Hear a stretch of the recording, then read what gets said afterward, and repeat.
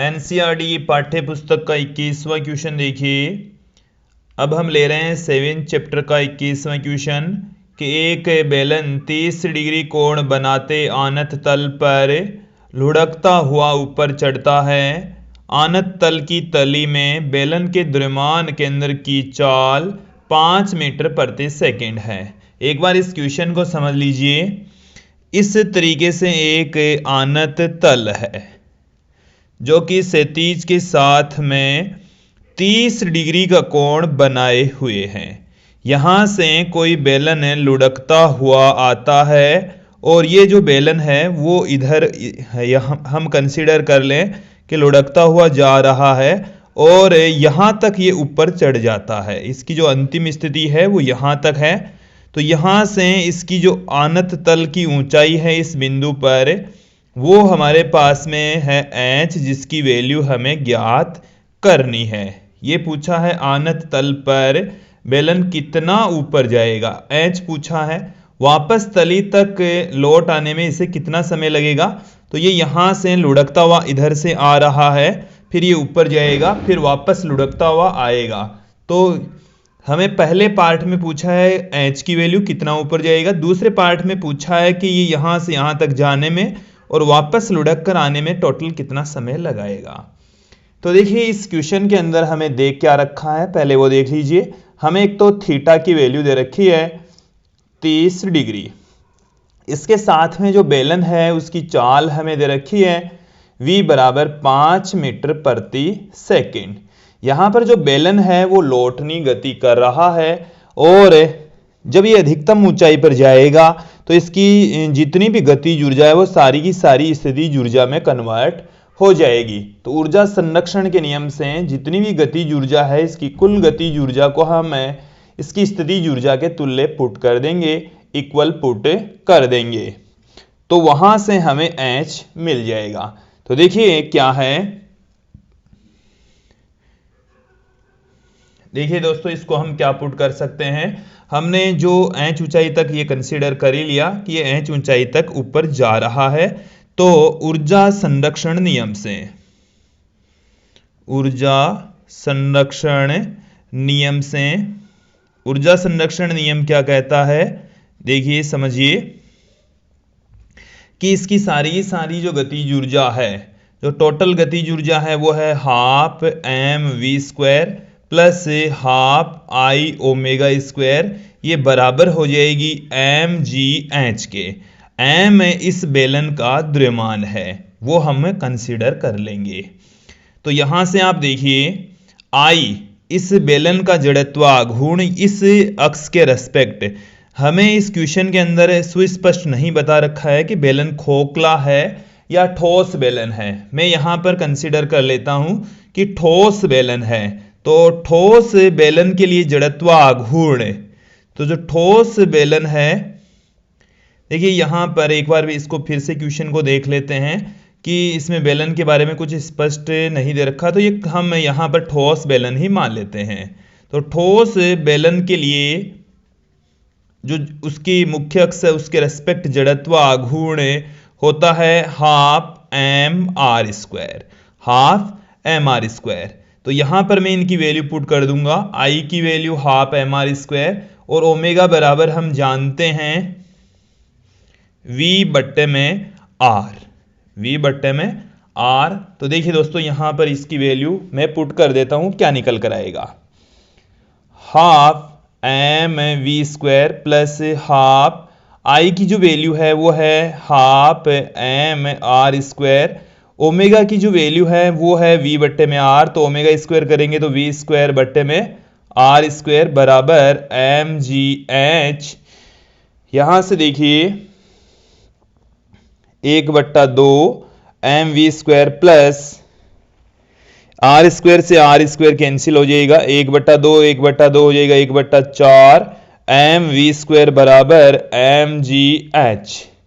यहां से इनको जब ऐड करेंगे तो ये आ गया हमारे पास में 3/4 mv² बराबर mgh, m से m कैंसिल हो गया, v² बराबर आ गया 4gh अपॉन में 3 और यहाँ से आप देखेंगे v बराबर हमारे पास में आ गया।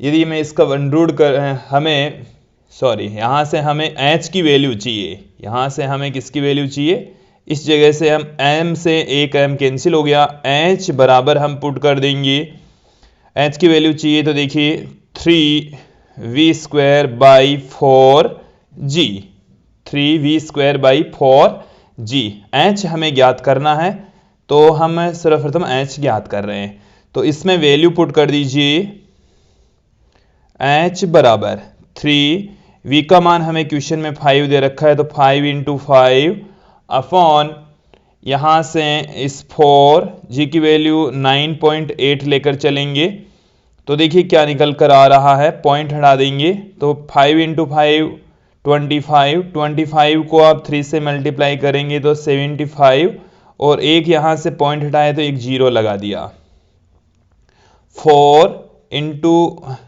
98।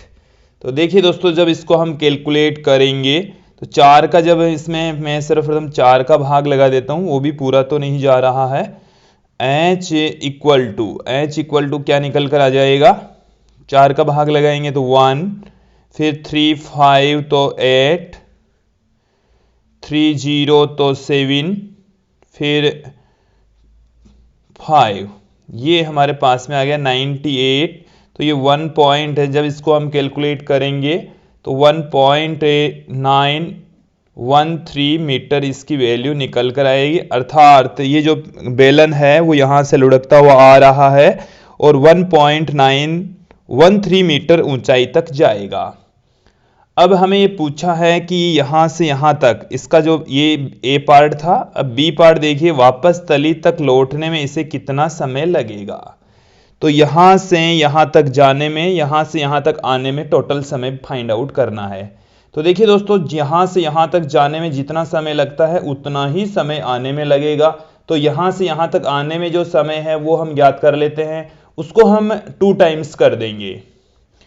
तो बी पार्ट देखिए क्या है,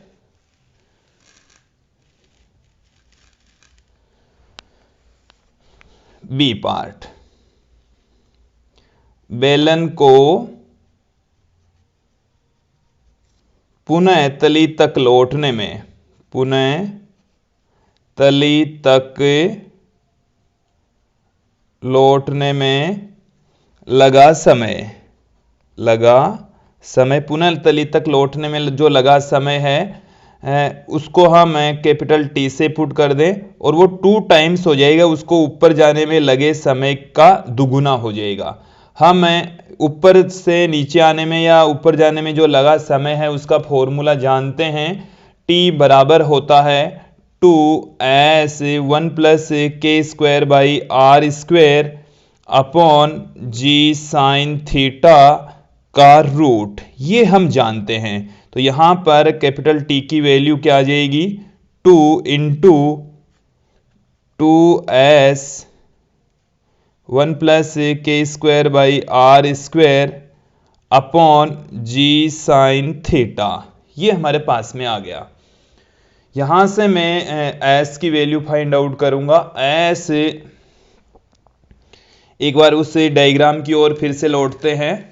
s देखिए क्या है, यहां से लेकर यहां तक की जो डिस्टेंस है ये s है, ये क्या है, s है।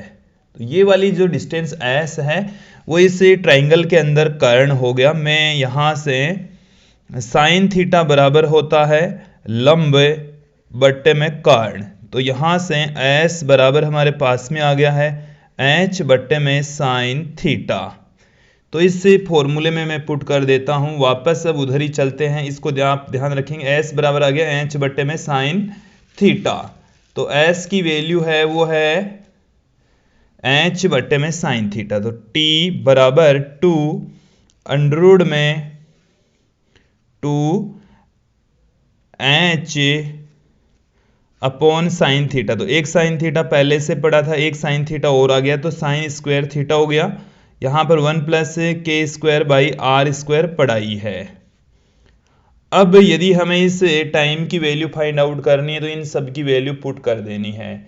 यहाँ पर जो बेलन है वो ठोस बेलन है, तो ठोस बेलन के लिए k²/r² की वैल्यू, तो ठोस बेलन के लिए k²/r² का जो मान है वो 1/2 होगा। तो यहाँ से देखिए क्या आ जाएगा दोस्तों, 2 अंडरवुड में 2 गुणा में h की वैल्यू 1.913 इंटू 1 प्लस k²/r² की वैल्यू है 1/2 अपॉन g की वैल्यू है 9.8 साइन थीटा की वैल्यू यहाँ पर 30 डिग्री, और साइन 30 डिग्री का मान होता है 1/2, तो 1/2 का स्क्वायर।